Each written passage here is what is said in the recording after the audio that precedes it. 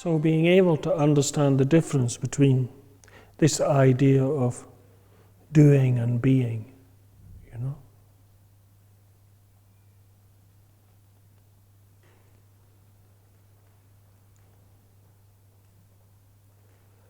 It brings to mind like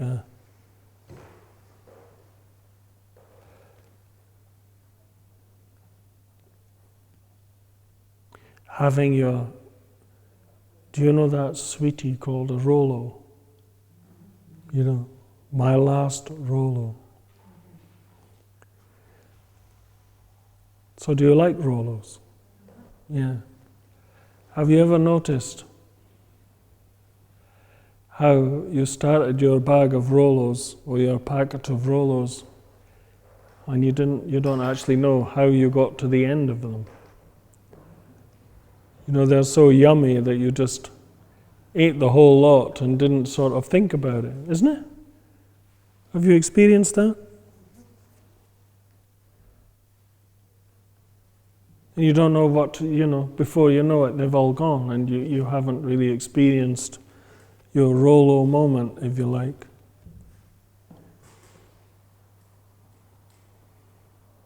Or you've been on your way home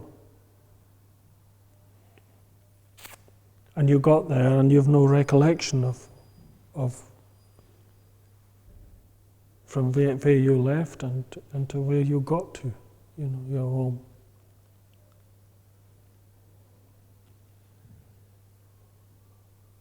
So it's like a, how do you say this, old habits taken over, just doing things automatically, you know, without really being aware of what's happening. Do you recognize any of this? Yeah. So it's a bit like, you know, your body's doing one thing and your mind's doing another. And ne'er the twain shall meet, you know.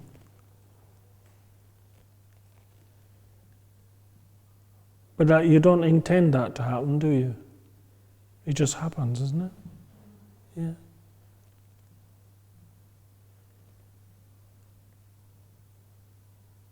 So that's a very passive way of living, you know. You're not really taking part in your life at all. You're caught up in thoughts and memories and plans and feelings and emotions and, you know, like you're trying to get here tonight and then all of these things happen, you know. So you're caught up in all of this thing, you know. So your attention's kind of hijacked a lot of the time, isn't it? So one aspect of this is useful and helpful. You know, like if you're learning to type, you know, to be able to do this automatically is really useful. Or driving a car, or, you know, to have all this deeply embedded in you. But when you start to get involved with your emotions and feelings, then a whole different sort of things begin to happen.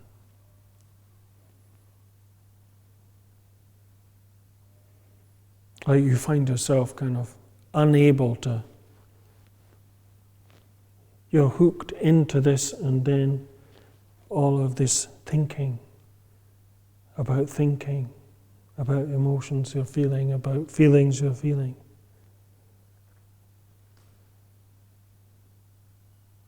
You're caught in the middle of all this. And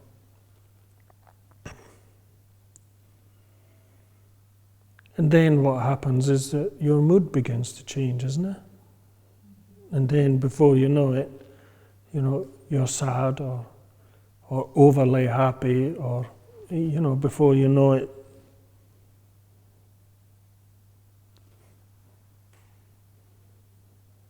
you've been totally unaware of it, you know, and you've been unaware of the seeds of this mood developing, or you're kind of, you know, if you're an anxious person, then your anxiety starts to and you can't put your finger on why, how did all this come about,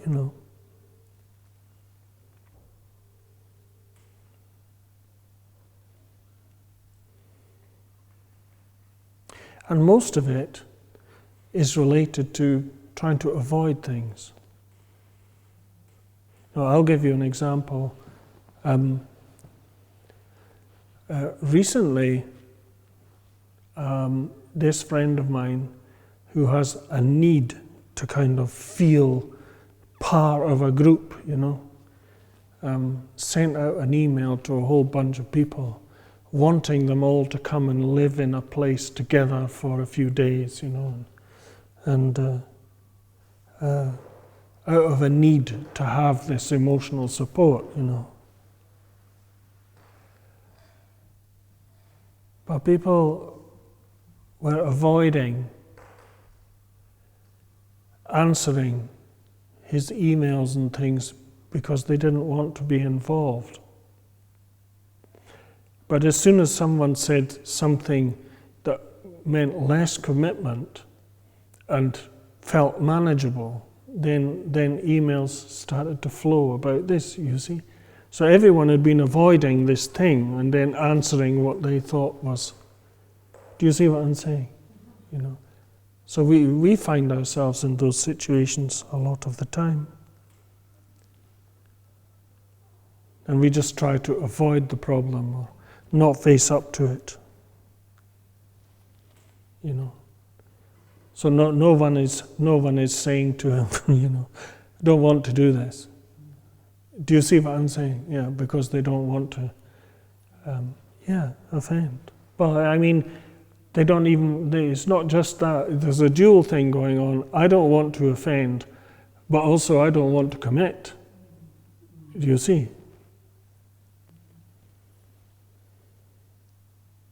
And so we go through our lives involved in all these things,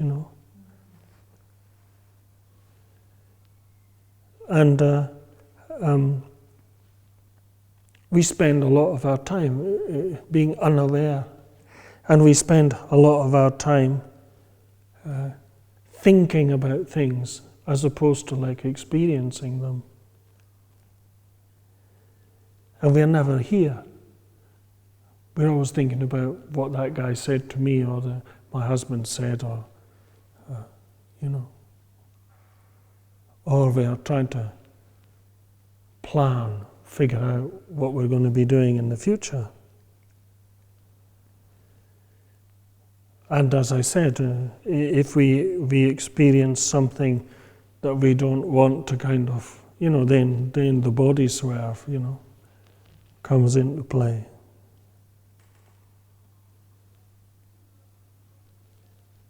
And there's also a sense of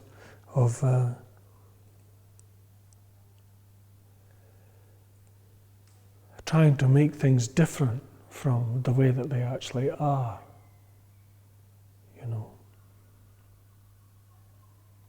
Do you believe your thoughts? Do you believe what your thoughts are saying to you?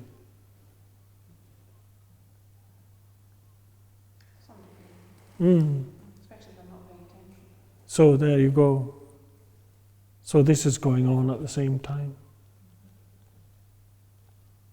I'm becoming anxious. Okay. I am anxious.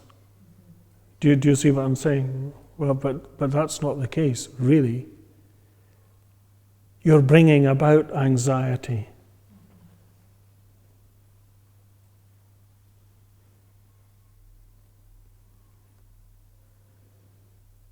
And it might not correspond to the reality of the situation. You've made this whole thing up, of how it's going to be, Do you see? Then if you make a mistake, or you find out you've made a mistake about this thing, then you start to give yourself a hard time,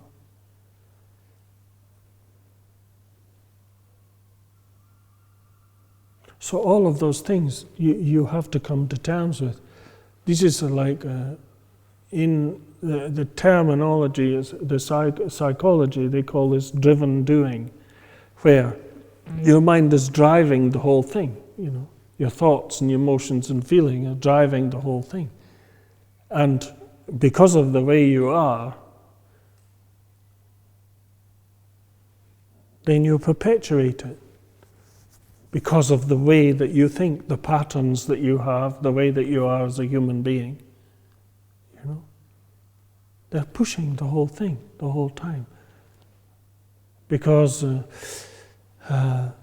your mind has programmed itself in a certain way. Because of your upbringing, you know, because of what's happened to you, because of your beliefs, you know, all kinds of things. They're influencing the whole time.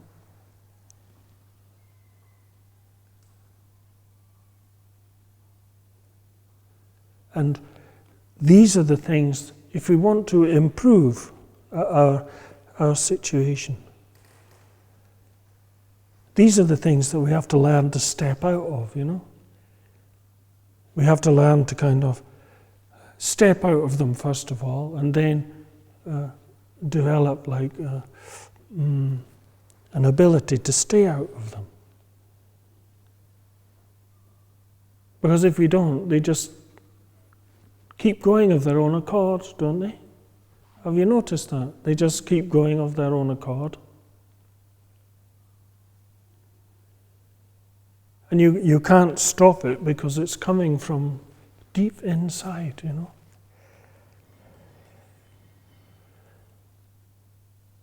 So what we're trying to do is simply become aware of what's happening. And that's all. With that awareness, then you'll see clearly what it is that's happening, and then you'll have a choice.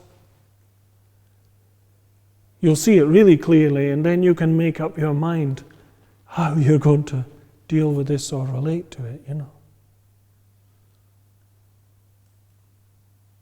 And that's what this is about, becoming aware.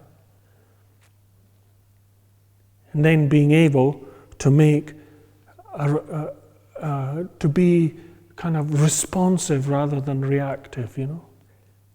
Mm-hmm.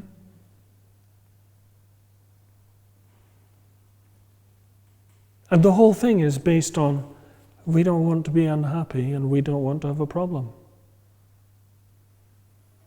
But the more that we avoid it, the more of a problem we're causing. Because we're not dealing with it. We're not acknowledging it. We're trying to hide from it. We're trying to camouflage it, you know.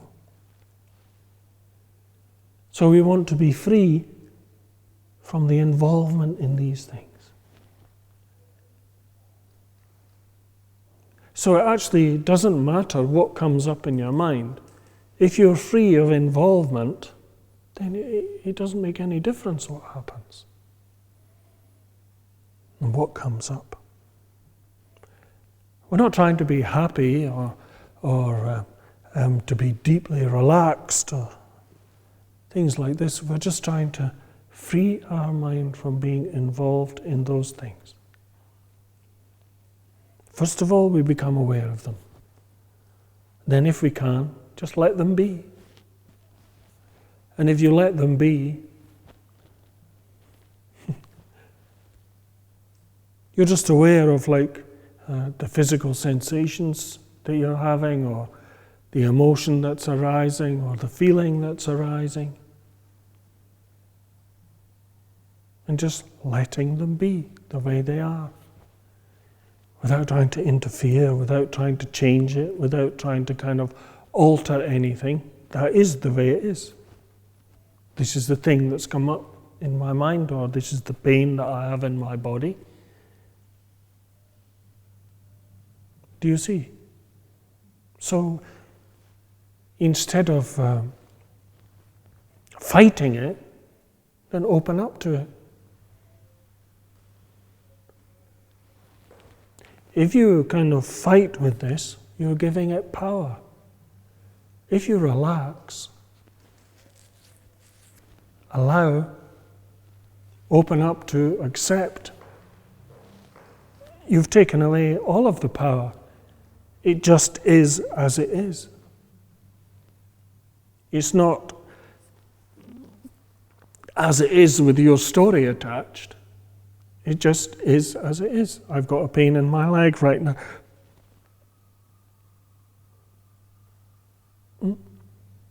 Or even taking it further, there is pain in my leg. It's not my pain, it's pain, a pain in my body. There is pain there. That's how it is. But the minute we start to personalize everything is the minute we start to have a lot of problems. Because then it's my body, it's my mind, it's me that this is happening to, why me, all of this kind of thing. Do you see? And how it kind of... And so the minute that you get involved in wanting it to be something different from what it is, that's the minute that you start to develop like a lot of problems. But if you can accept it, this is the way that my heart is. Like I have to take medicine every day. I have to be careful and manage my day-to-day living. That's how I live my life. I have chronic heart disease, I've had a triple bypass, and I just go, well, this is how it is, so how can I manage this to achieve the best that I can in the situation I'm in?